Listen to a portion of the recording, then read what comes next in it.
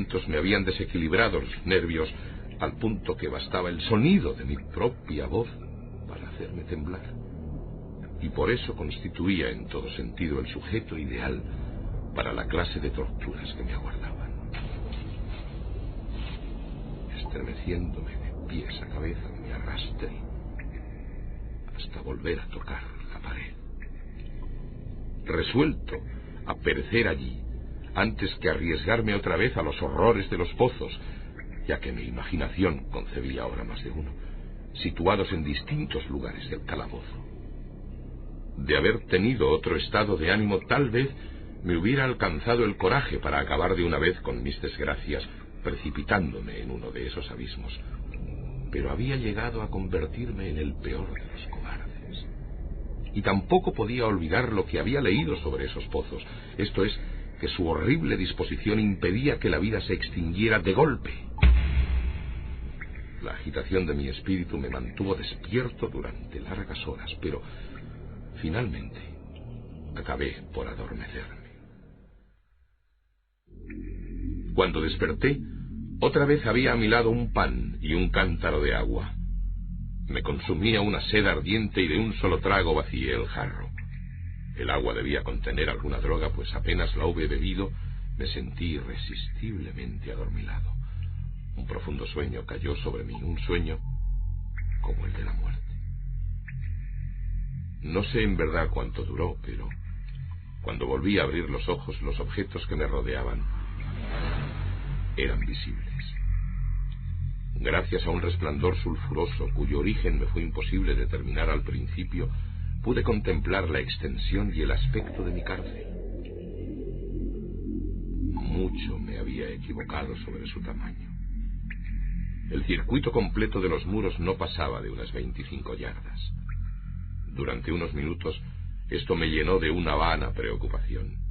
Vana, sí, pues nada podía tener menos importancia en las terribles circunstancias que me rodeaban que las simples dimensiones del calabozo. Pero mi espíritu se interesaba extrañamente en nimiedades y me esforcé por descubrir el error que había podido cometer en mis medidas. Por fin, se me reveló la verdad. En la primera tentativa de exploración, había contado 52 pasos hasta el momento en que caí al suelo. Sin duda, en ese instante, me encontraba a 1 o 2 pasos del jirón de estameña, es decir, que había cumplido casi completamente la vuelta del calabozo. Al despertar de mi sueño, debí emprender el camino en dirección contraria, es decir, volviendo sobre mis pasos, y así fue como supuse que el circuito medía el doble de su verdadero tamaño. La confusión de mi mente me impidió reparar entonces en que había empezado mi vuelta teniendo la pared a la izquierda y que la terminé teniéndola a la derecha. También me había engañado sobre la forma del calabozo. Al tantear las paredes había encontrado numerosos ángulos, deduciendo así que el lugar presentaba una gran irregularidad. Tan potente es el efecto de las tinieblas sobre alguien que despierta de la letargia o del sueño. Los ángulos no eran más que unas ligeras depresiones o entradas a diferentes intervalos. Mi prisión tenía forma cuadrada.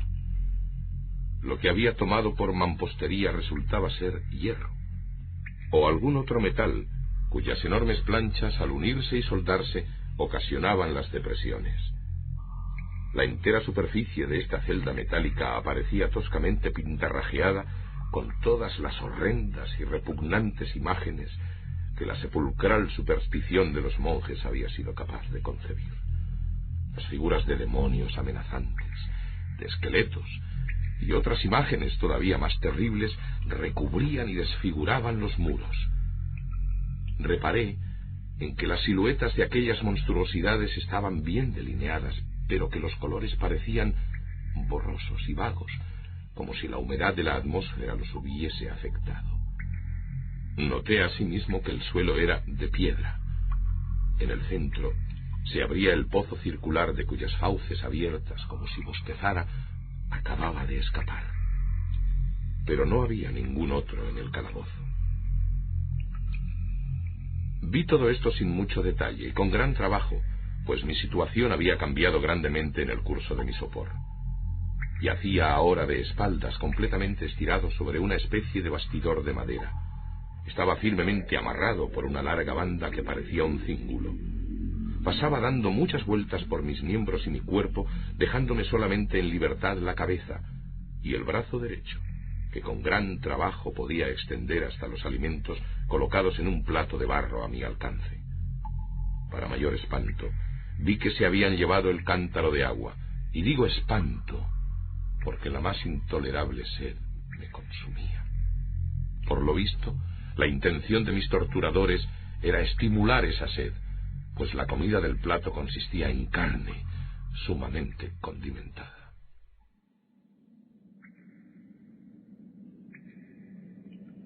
Mirando hacia arriba, observé el techo de mi prisión. Tendría unos 30 o 40 pies de alto, y su construcción se asemejaba a la de los muros. En uno de sus paneles aparecía una extraña figura que se apoderó por completo de mi atención. La pintura representaba al tiempo, tal como se lo suele figurar, salvo que en vez de guadaña tenía lo que me pareció la pintura de un pesado péndulo, semejante a los que vemos en los relojes antiguos. Algo, sin embargo, en la apariencia de aquella imagen me movió a observarla con más detalle. Mientras la miraba directamente de abajo hacia arriba, pues se encontraba situada exactamente sobre mí, tuve la impresión de que se movía. Un segundo después, esta impresión se confirmó. La oscilación del péndulo era breve y naturalmente lenta. Lo observé durante un rato con más perplejidad que temor. Cansado al fin de contemplar su monótono movimiento, volví los ojos a los restantes objetos de la celda. Un ligero ruido atrajo mi atención, y mirando hacia el piso vi cruzar varias enormes ratas. Habían salido del pozo que se hallaba al alcance de mi vista sobre la derecha. Aún entonces, mientras las miraba, siguieron saliendo en cantidades, presurosas y con ojos famélicos atraídas por el olor de la carne. Me dio mucho trabajo ahuyentarlas del plato de comida. Habría pasado una media hora, quizá una hora entera, pues solo tenía una noción imperfecta del tiempo, antes de volver a fijar los ojos en lo alto. Lo que entonces vi me confundió y me llenó de asombro. La carrera del péndulo había aumentado aproximadamente en 1 yarda. Como consecuencia natural, su velocidad era mucho mayor. Pero lo que me perturbó fue la idea de que el péndulo había descendido perceptiblemente. Noté ahora, y es inútil agregar con cuánto horror, que su extremidad inferior estaba constituida por una media luna de reluciente acero, cuyo largo de punta a punta alcanzaba 1 pie. Aunque afilado como una navaja, el péndulo parecía macizo y pesado, y desde el filo se iba ensanchando hasta rematar en una ancha y sólida masa. Hallábase fijo a un pesado vástago de bronce, y todo el mecanismo silbaba al balancearse en el aire. Ya no me era posible dudar del destino que me había preparado el ingenio de los monjes para la tortura.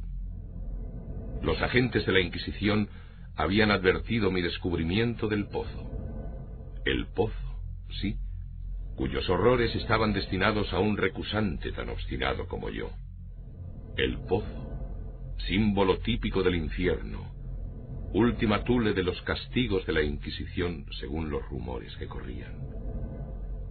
Por el más casual de los accidentes había evitado caer en el pozo y bien sabía que la sorpresa, la brusca precipitación en los tormentos, constituían una parte importante de las grotescas muertes que tenían lugar en aquellos calabozos.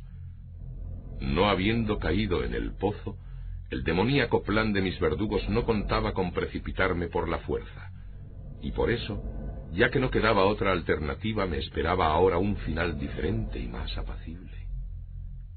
Más apacible. Casi me sonreí en medio del espanto al pensar en semejante aplicación de la palabra.